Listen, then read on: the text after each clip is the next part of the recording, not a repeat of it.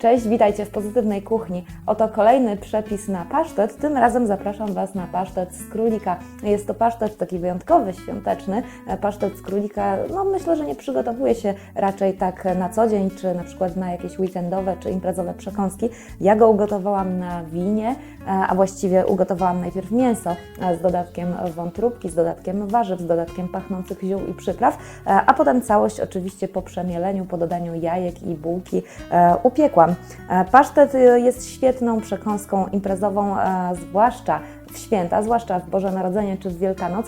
Oczywiście troszeczkę czasu wymaga jego przygotowanie, ale nie jest wcale bardzo skomplikowany, także zapraszam Was serdecznie, spróbujcie, dajcie mi znać, czy w ogóle lubicie mięso z królika, czy takie mięso jadaliście, czy raczej nie jesteście przekonani.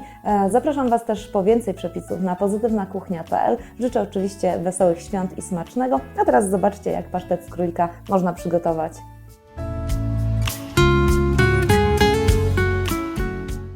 Przygotowanie pasztetu z królika zacznę najpierw od przygotowania wywaru warzywnego, takiego na białym winie. Mam już tutaj pokrojoną włoszczyznę i też wrzucone kawałki boczku.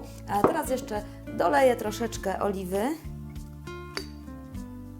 i całość podduszę na średnim ogniu.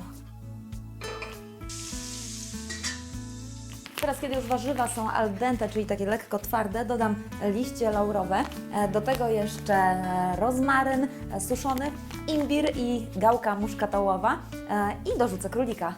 I teraz całość musi się pogotować przez około 20 minut, wtedy można dosypać soli, a później jeszcze 30 minut i na sam koniec, na ostatnie 5-8 minut gotowania będę dodawała wątróbkę, żeby ona po prostu się ugotowała bardzo delikatnie.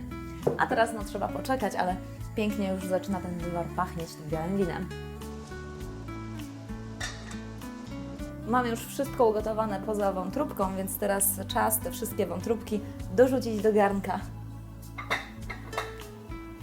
I dosłownie wątróbka musi się po prostu ugotować w kilka minut, żeby przypadkiem za mocno nie stwardniała.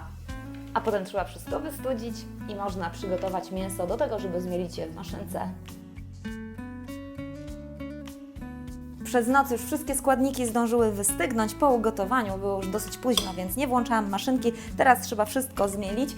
Ja mielę na tych standardowych oczkach, takich jak do farszu na pierogi, nie na tych najdrobniejszych, takich jak do maku i do sera.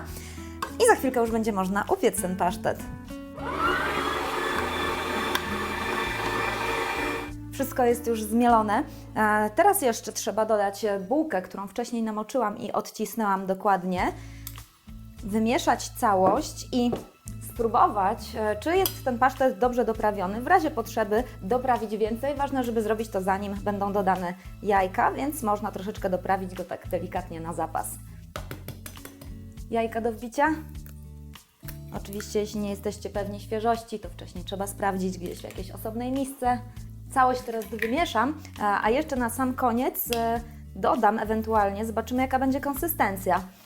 Zawsze można troszeczkę rozrzedzić, bo w trakcie pieczenia i tak ta woda wyparuje, a nie chcemy, żeby pasztet był suchy, więc w razie potrzeby dodam jeszcze wywar, który mi został z gotowania.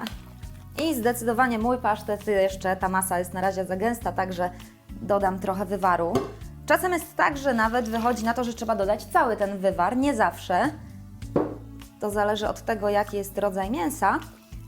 Ale jeśli wywaru trochę zostanie, to nie szkodzi, bo przecież można go spokojnie wykorzystać jako bazę do przygotowania jakiejś zupy. Zawsze możecie zamrozić na przykład w kostkach i mieć potem do dowolnego momentu do rozmrożenia, zamiast wykorzystywania jakichś składników innych.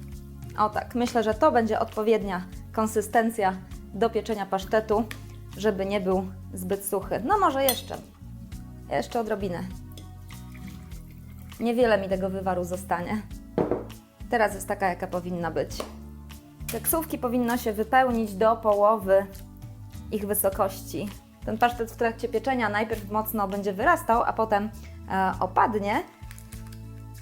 Nie wiem jak Wy, ja wolę, kiedy jest taki troszeczkę niższy, on się wtedy też lepiej i szybciej piecze. Czas pieczenia 1 godzina, temperatura 180-200 stopni Celsjusza, tryb góra-dół.